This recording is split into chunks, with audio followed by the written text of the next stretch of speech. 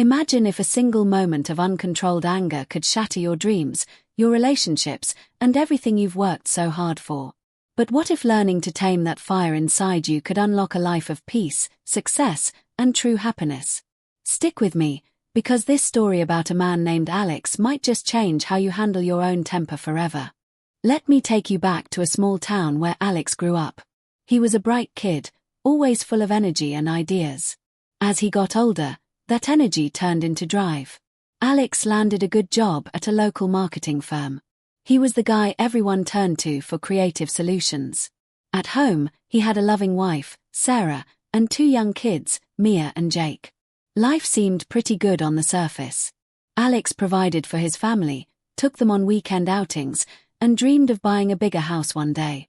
But there was something bubbling under that calm exterior, his anger. It wasn't always there, but when it hit hard. Little things like traffic jams or a spilled coffee could set him off. Sarah would often say, "Alex, why let small stuff ruin your day?" But he brushed it off, thinking it was just part of who he was. Things started to shift at work. Alex was up for a promotion to team leader. He deserved it. His ideas had brought in big clients. But during a meeting one day, his boss critiqued one of his pitches a bit harshly. Alex felt his face heat up. How dare he question my work like that, he thought. Before he knew it, words flew out. "This is ridiculous. I've slaved over this, and you tear it apart without a second thought." The room went silent. His boss stared, shocked. Alex stormed out, slamming the door. That outburst. It cost him the promotion. They gave it to someone calmer, someone who could handle pressure without exploding. Alex came home that night fuming. Sarah tried to comfort him, but he snapped at her too. "Not now, Sarah. Can't you see I'm upset?" The kids heard the yelling and hid in their rooms. That night, lying in bed, Alex felt a pang of regret, but he pushed it down.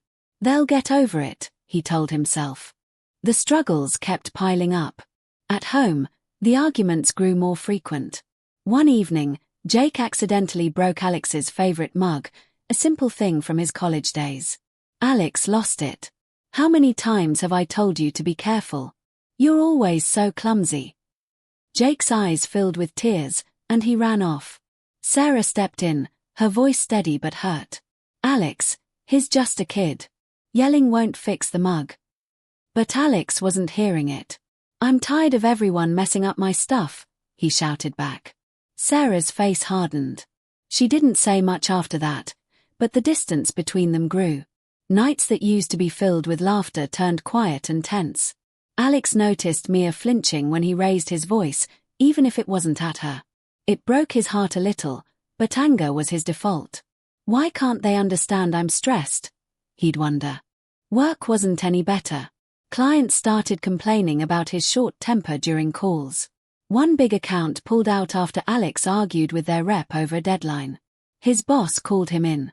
"Alex, you're talented, but this anger is holding you back. Sort it out, or we might have to let you go." Those words hit like a punch. Alex drove home that day, gripping the wheel so tight his knuckles turned white. "Is this really me?" he asked himself in the rearview mirror. But the real turning point came one rainy Saturday.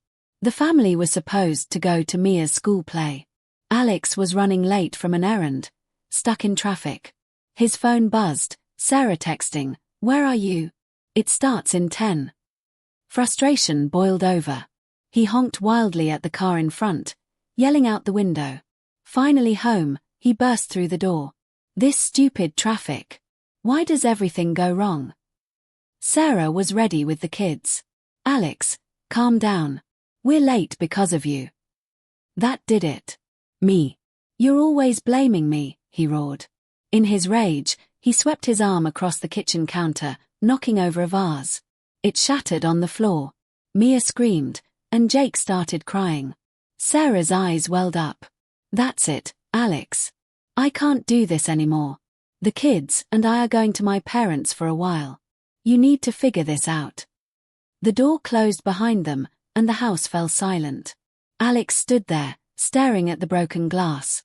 His heart pounded, but not from anger this time, from fear. "What have I done?" he whispered. He sank to the floor, tears streaming down his face.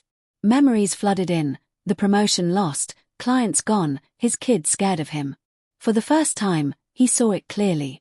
His anger wasn't just a bad day thing. It was destroying his life. That night, alone in the empty house, Alex hit rock bottom. He couldn't sleep. Every creak in the house reminded him of what he'd lost.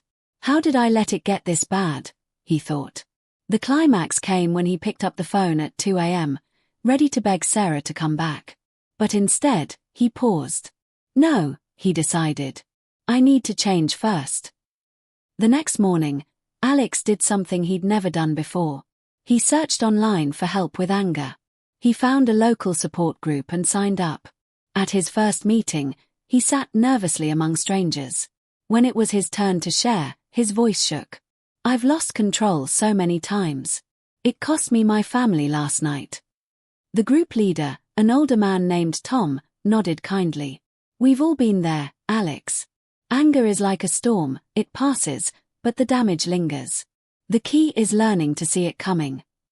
Over the weeks, Alex learned simple tools. Deep breathing when frustration built. Counting to 10 before speaking. Walking away from heated moments. He practiced at work, biting his tongue during tough feedback.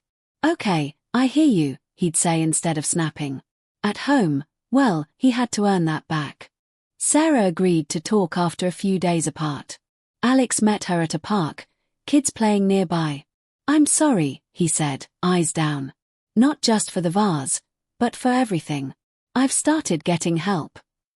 Sarah looked at him, searching his face. I want to believe you, Alex. For the kids' sake. He didn't push, he gave her space. Slowly, he showed change. He called Jake and apologized.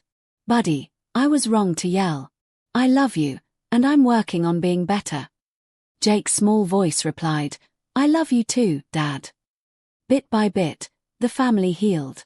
Alex got a second chance at work too. His boss noticed the shift. You're handling things differently now, he said. Months later, Alex not only kept his job but earned that promotion he'd lost before. Today, Alex's life is transformed. The house is full of laughter again. He and Sarah talk openly about feelings. The kids run to him without fear. He's even mentoring others at his support group. Looking back, Alex realizes anger was like chains holding him down. Breaking free. It opened doors he never imagined. So, what's the lesson here? Controlling your anger isn't about suppressing who you are. It's about mastering yourself. Think about it. How many opportunities have you lost to a quick temper? How many relationships strained? But imagine the peace if you pause, breathe, and choose calm. You have the power to change, just like Alex. Start today. Tame that fire, and watch your life light up in ways you never dreamed. If this story touched you, hit that like button, subscribe for more tales that inspire, and share in the comments. What's one way you'll control your anger this week? Thanks for listening. Remember, you're stronger than you think.